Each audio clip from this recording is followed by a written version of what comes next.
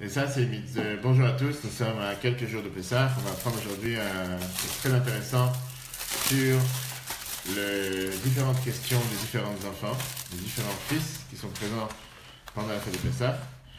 Et bien sûr que nous avons, comme on l'a parlé déjà hier dans le cours, pour les étudiants, avec les différents cas de questions, les différents cas de réponse, qu'est-ce que chaque enfant dit, qu'est-ce que chaque enfant répond. Aujourd'hui, on va s'arrêter particulièrement sur un enfant qui nous dérange. Et cet enfant qui nous dérange, c'est le rachat. Le mécréant, le mauvais, le méchant, etc. Alors, pour ma Shemot, la paracha, elle te dit dans la paracha de Bo, et voilà, quand ils vont vous dire, vos enfants, Ma avoda azot lachem, qu'est-ce que vous êtes en train de faire? Ça, c'est ce que l'Agmara, le Chumash nous dit. Et on sait très bien que ça fait allusion à l'enfant rachat. Viens le Yerushalmi, l'Agmara Psachim. Et l'Agmara Psachim te dit, Ma avoda azot, qu'est-ce qu'il demande cet enfant rachat? Qu'est-ce que vous nous fatiguez chaque année avec les mêmes histoires? Ça y est, j'en ai marre de ce rituel, on met la matzah, on met le maror, on met le plateau, il y en a marre, j'ai pas besoin de tout ça, laisse-moi tranquille. Ça me fatigue plus que autre chose. Ce qui dérange ici, c'est que la Torah elle emploie le terme qui envoie alechem benechem. Qu'est-ce qu'ils vous diront? Vos enfants. Alors que quand on parle de l'enfant chacham, l'enfant intelligent, on sait très bien qu'on parle en langage singulier, on te dit ve'aya ki yishalcha bincha, quand il te demandera ton enfant. D'accord?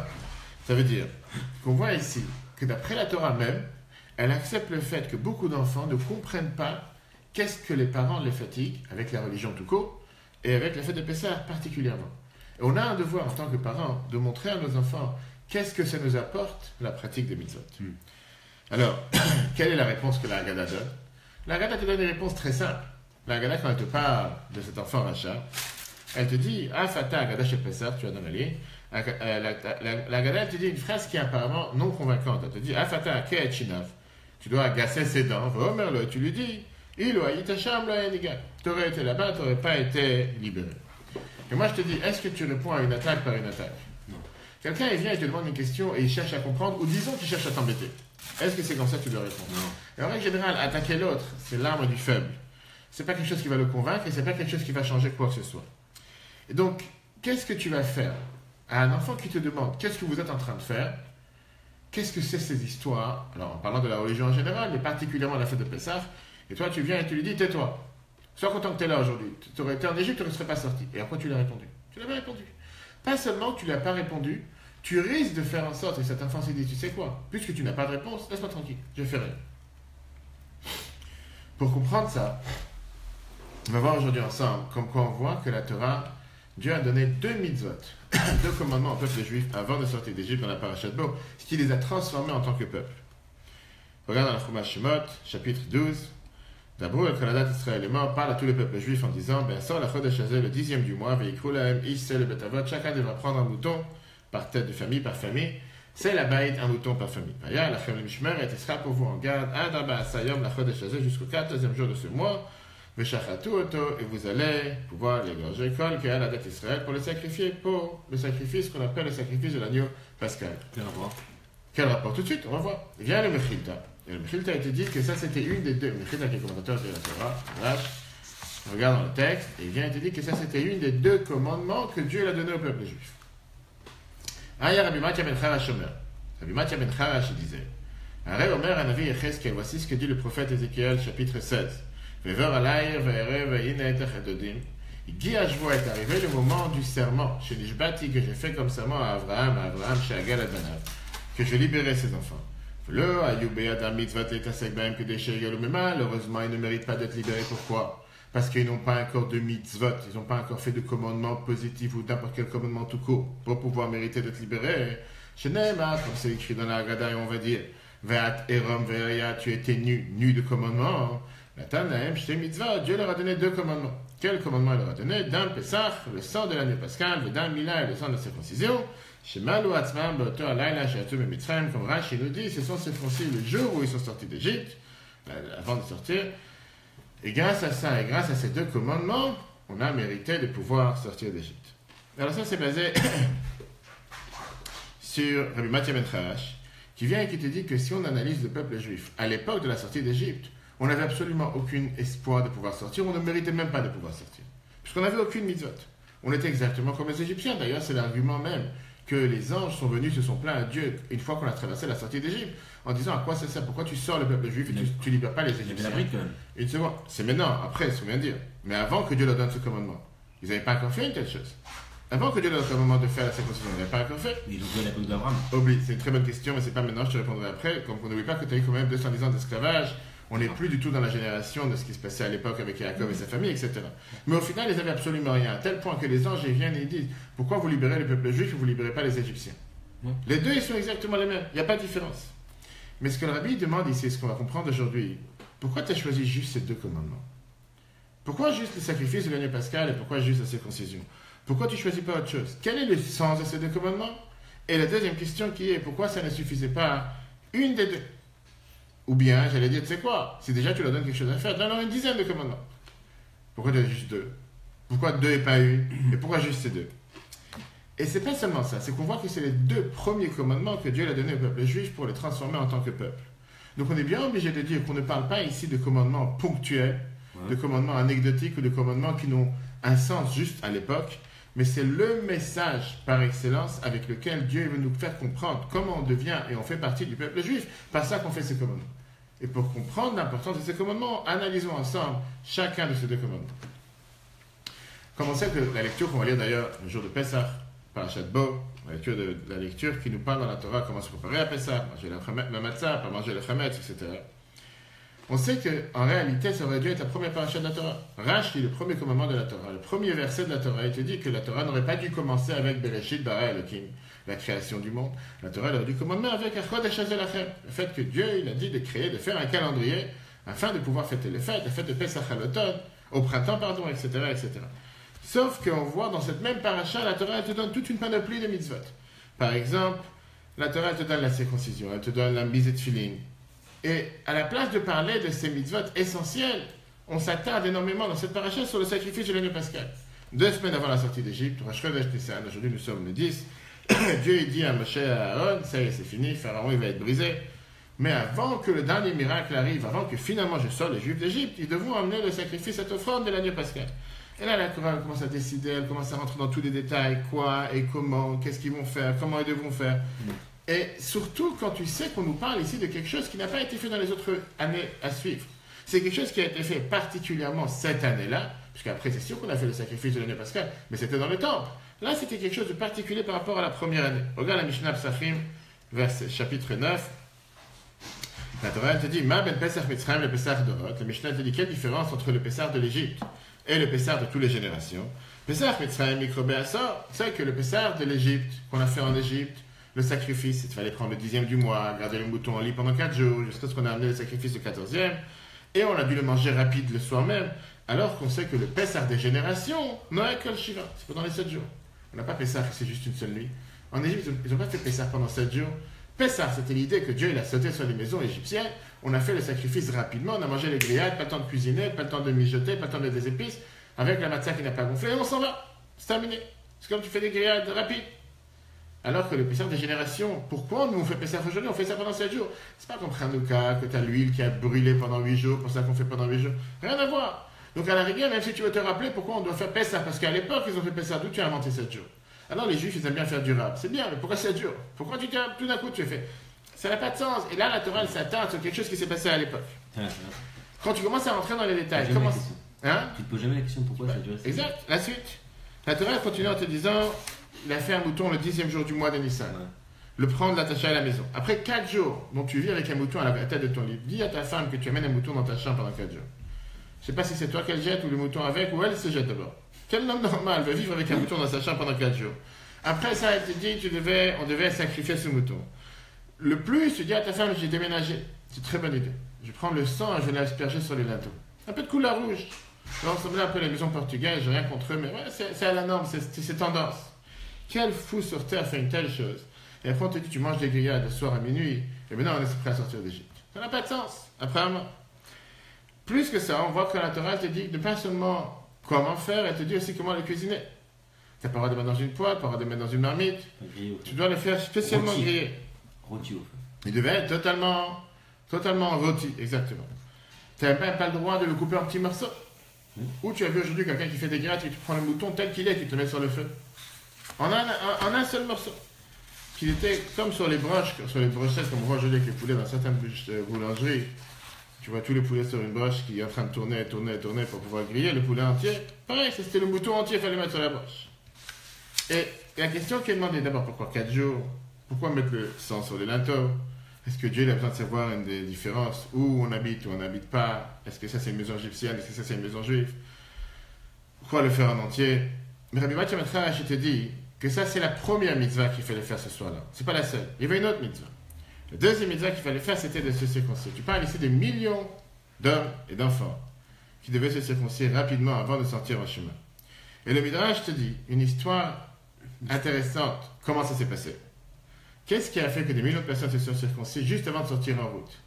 Le Midrash dit la chose suivante. Puisque Moshe il a fait sa fête, son Pâques, son agneau pascal, Dieu il a décidé que tous les vents qu'il y avait dans le paradis, les 4 coins du monde, ils vont faire passer l'odeur de l'année pascale pendant 40 jours.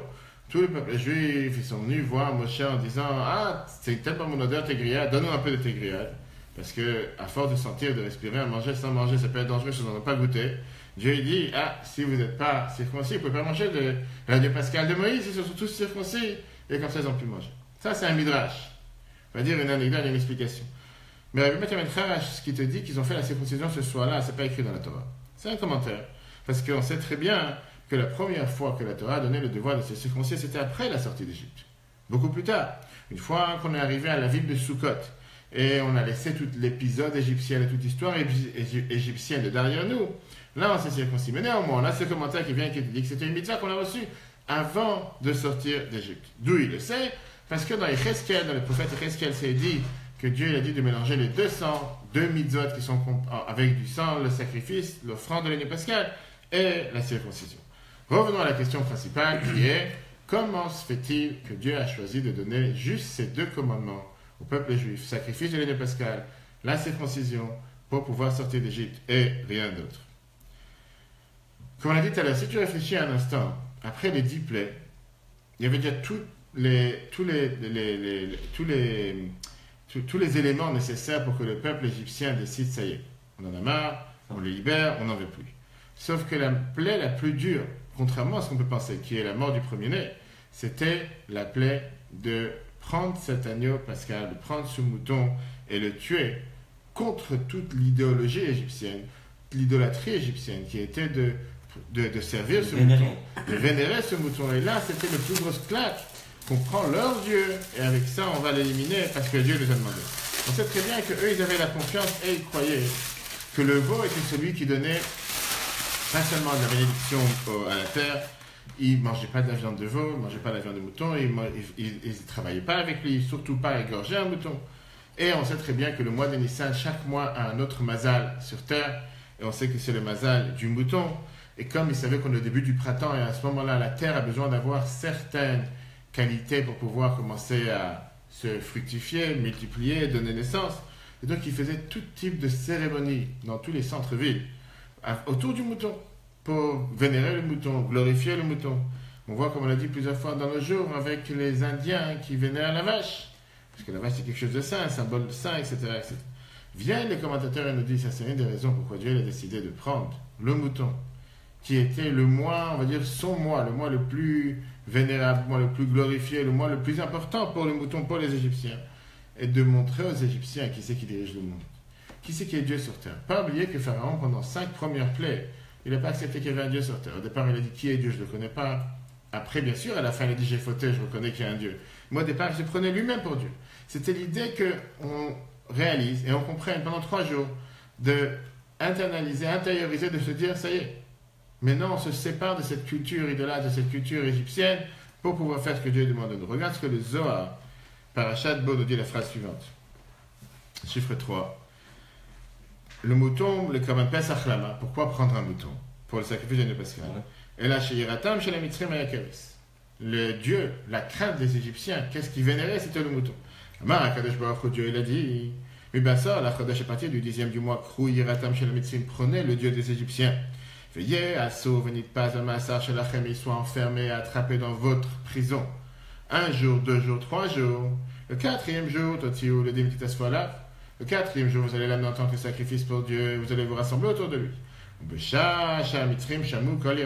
quand les Égyptiens ont entendu la voix de leur Dieu qui était enfermé dans le peuple juif, à côté du lit. Imagine-toi chaque maison juive avec un mouton à côté du lit. Ils ne pouvaient pas les sauver. Qu'est-ce qu'ils vont faire? Ils vont commencer à se battre avec les Juifs sur un mouton. Ils ont le droit d'avoir un mouton. C'est pas leur mouton. On n'a pas pris le mouton des Égyptiens. Chaque Juif qui avait des moutons, il a pris son mouton. Sauf qu'à la place de le vénérer, on a montré qu'il fallait en tant que sacrifice pour Dieu. Ayubochim, ils sont mis à pleurer. Ça, c'était la plaie la plus dure que tous les autres plaies que Dieu l'a amené sur eux. C'était, encore une fois, spirapé. Pour que c'est quelque chose qui les a marqués. De prendre leur Dieu et de dire qu'on va l'amener en tant que sacrifice pour Dieu. Ça, c'est quelque chose à quoi ils ne s'attendaient pas. Et c'est pour ça qu'il fallait le griller, pas le cuire. Parce que comme ça, son odeur se séparait dans toute l'Égypte. Tout le monde avait entendu. Tu l'aurais cuit dans une marmite, pas forcément qu'on aurait senti l'odeur dans toute l'Égypte, etc. Vient le chiskouni. Et le chiskouni, c'est ce qui te dit. Le fait même de qu'il y avait des grillades. Imagine-toi, chaque maison, une maison sur deux, je ne sais pas si grillades. Chaque maison juive, ou 2, 3, 4, 5 maisons par ville, il y avait des grillades. Automatiquement, il y a les odeurs des grillades dans toute la ville. Et les Égyptiens, ils savaient très bien de quoi on parle. Ok, mais ça, c'est pas suffisant. Le rabbi te dit, c'est bien, c'est une belle explication. Mais encore une fois, quel était le but? Pourquoi Dieu nous demande de donner une 11e plaie aux Égyptiens? En étant en train de prendre leurs moutons comme esclaves. De la même manière que Dieu a été capable de leur donner les 10 premières plaies, il aurait pu lui aussi leur donner la 11e plaie. Pourquoi il devait faire passer par le peuple juif que nous allons prendre le mouton des Égyptiens, leur montrer comme quoi on ne va pas servir cette idolâtrie qu'on a fait jusqu'à présent, mais bien au contraire, et nous, on va amener ce mouton en tant que sacrifice pour Dieu. Dieu, il cherche à montrer aux Égyptiens que leur Dieu n'est pas un Dieu, il n'a qu'à s'occuper de lui-même, comme il a fait avec les premiers 10 plaies. C'est bon. Oui. Il nous dit qu'il y a eu un 4/5 des bénisses. Ils ne sont pas sortis. Est-ce que c'était aussi pour montrer qui était vraiment croyant ou pas? Non, et pas forcément. Qui voulait vraiment prendre un... Pas forcément. Non, pas forcément. C'est ce qu'on t'a dit qu'il y a une différence entre la sortie d'Égypte et la sortie que Mashiach sera là, c'est Dieu prochainement. Que quand on est sorti d'Égypte, celui qui ne voulait pas sortir, ben, il est resté. Alors que quand Mashiach sera là, ça n'existera pas un juif qui ne voudra pas sortir. Tout le monde sera libéré. D'accord. À l'époque, encore une fois, n'oublie pas qu'ils étaient après 210 ans d'esclavage. Et ils pouvaient tout à fait concevoir le fait qu'on n'est pas prêt de sortir. Et c'est pour ça que cette partie-là ne sont pas sorties. Pendant la plaie des ténèbres. Revenons maintenant à la deuxième question qui est quel était le but de leur demander de se circoncire d'après Rashi juste avant la sortie d'Égypte? Qu'est-ce qui a essayé de se circoncire plus tard? Et qu'est-ce qui a essayé de se circoncire une semaine plus tôt? Et avec ça, on va reprendre la question qu'on a demandée au départ. La question que le rachat demande, qu'on dit le soir du Seder, qu'est-ce que vous êtes en train de faire? Qu'est-ce que vous faites? Pas qu'est-ce que vous faites parce que je cherche à comprendre. Vous m'embêtez plus qu'autre chose avec vos histoires. Ça ne m'intéresse pas ces rituels. Ça ne m'intéresse pas ces commandements. Et la question, c'est une question générale. Pas seulement ces 2 commandements, mais les mitzvot tout court. Pourquoi je ne peux pas être comme tout le monde dans la rue? Pourquoi forcément, avant de manger, je dois m'intéresser si c'est caché? Avant de manger, je dois faire une bénédiction. Après manger, je dois faire une autre bénédiction. Pourquoi sans arrêt, je dois faire des choses différentes des autres? Pourquoi je ne peux pas être comme tout le monde? Ça, c'est une question qui dérange. Et la réponse, elle est comprenons le sens d'une mitzvah même. Torah, elle te dit que chaque juif est attaché avec Dieu. À l'intérieur de chacun d'entre nous, on a une neshama. Cette âme divine. Cette âme divine qui veut s'attacher avec Dieu. Mais comment tu t'attaches avec Dieu? Comment quelqu'un de simple peut s'attacher avec un roi? À plus forte raison, comment chaque créature limitée peut s'attacher avec Dieu qui est illimité? De la même manière que nous, on veut s'attacher avec Dieu. Dieu aussi veut s'attacher avec nous. Dieu, il a créé chacun de nous de manière différente. Dieu, il a mis sa pensée, sa parole, pour créer chaque être qui est sur terre. Comment est-ce que c'est que Dieu est attaché avec chacun d'entre nous? Comment tu peux avoir un lien comme ça illimité, même si Dieu il est illimité, mais dans notre sens? La réponse, elle est que par ça que nous faisons ce que Dieu il nous demande, automatiquement on s'attache avec lui.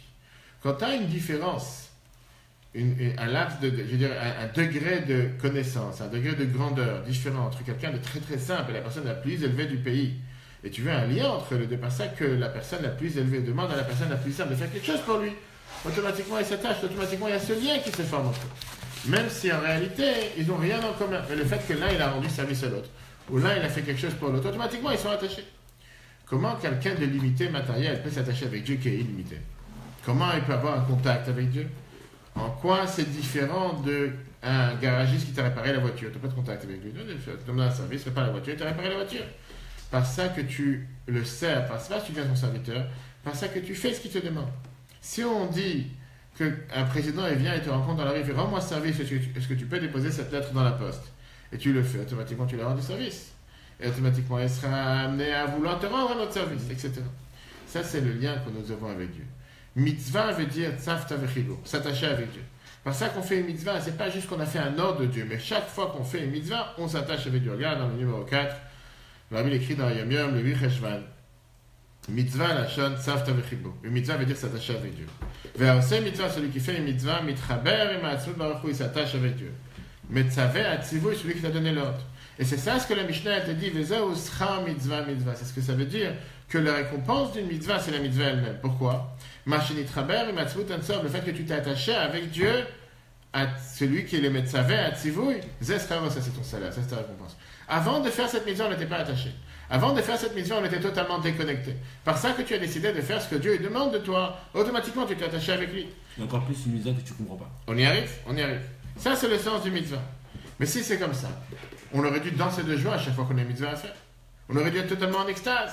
On aurait dû sauter toutes les barrières de la nature. On aurait dû être, maintenant je vais faire quelque chose qui va m'unir avec Dieu. Et être totalement avec cette joie, cette folie de danser en l'air pour se dire, c'est une capacité énorme que j'ai de pouvoir faire ce que Dieu attend de moi.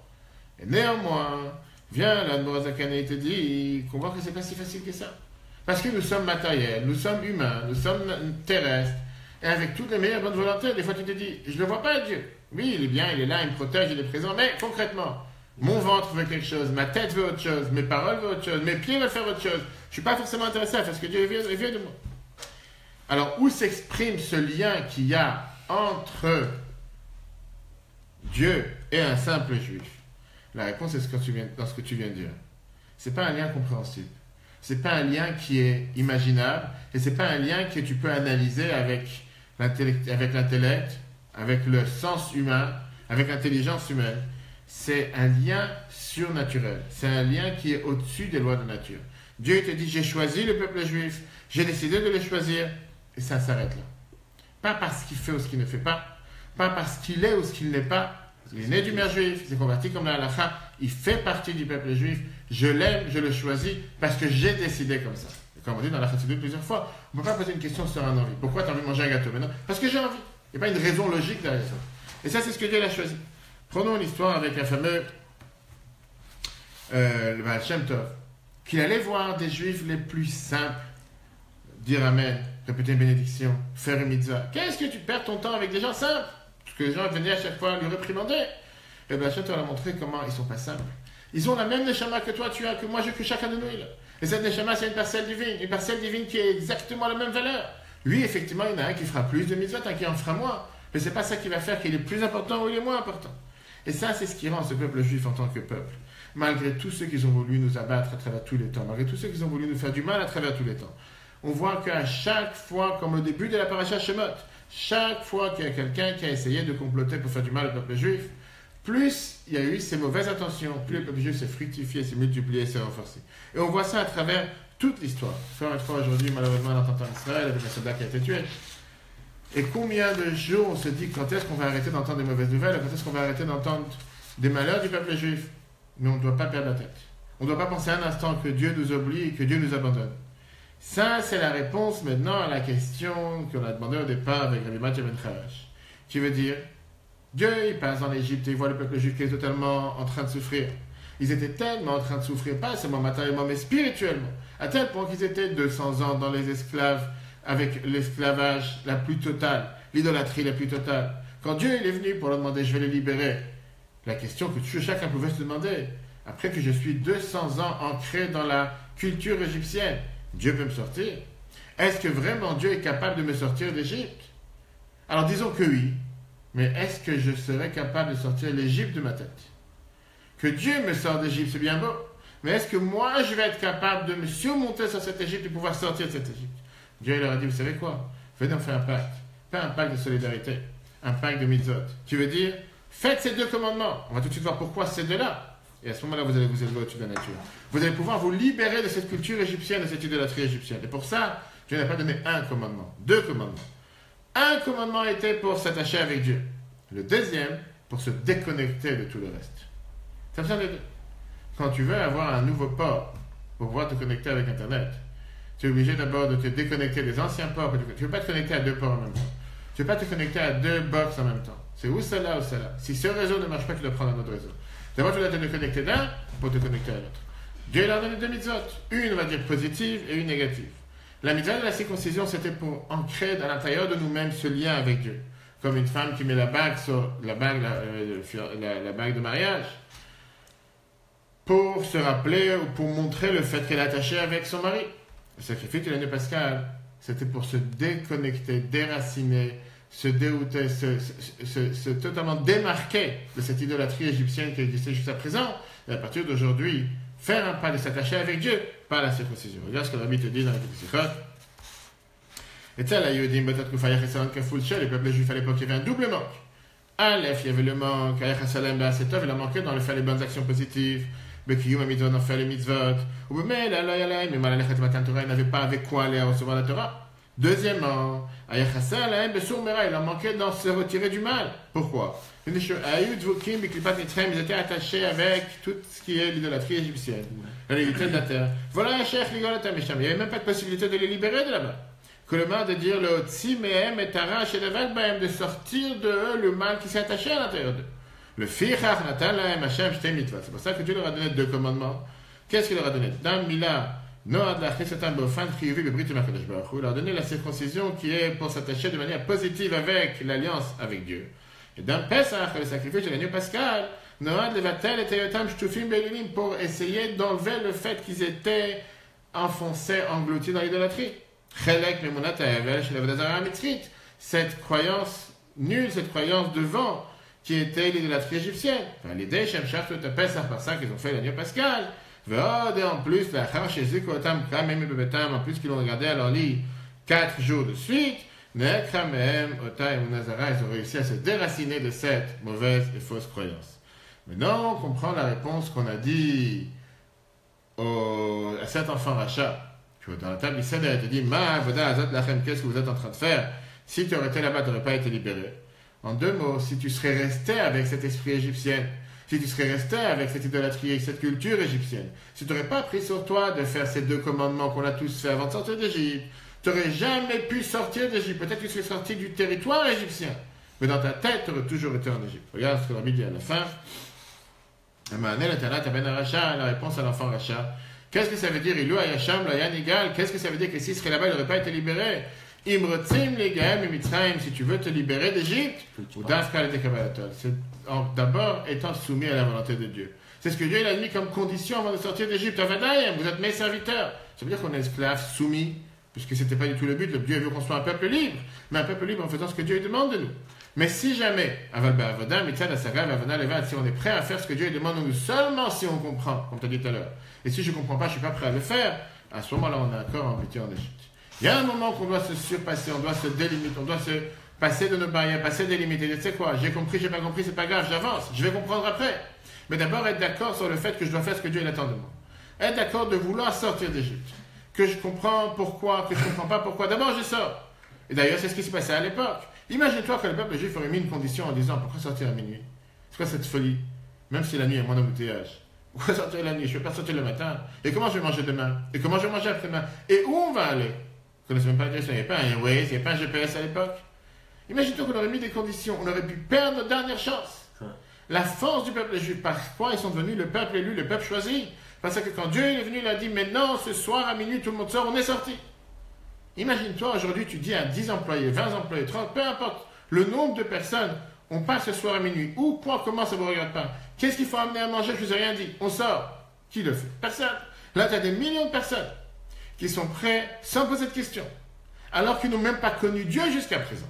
Alors que jusqu'à présent, Dieu n'est même pas dans leur existence. Alors que jusqu'à présent, ils étaient des esclaves de 200 ans d'esclavage, culture égyptienne, idolâtrie égyptienne. Ils auraient pu très bien dire merci, c'est pas pour nous. On préfère rester en Égypte. Ce qui s'est passé avec une minorité, pour certains une majorité. Néanmoins, cette partie du peuple qui a décidé de sortir en est sortie. Et c'est ça la raison pourquoi on est aujourd'hui.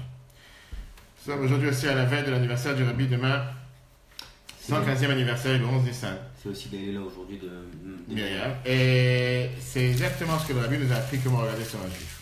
Des fois, tu es un feu avec un juif, en Seine-et-Marne, tu es tellement éloigné, et que tu te dis, mais qu'est-ce que tu vas perdre ton temps à lui envoyer la matzah?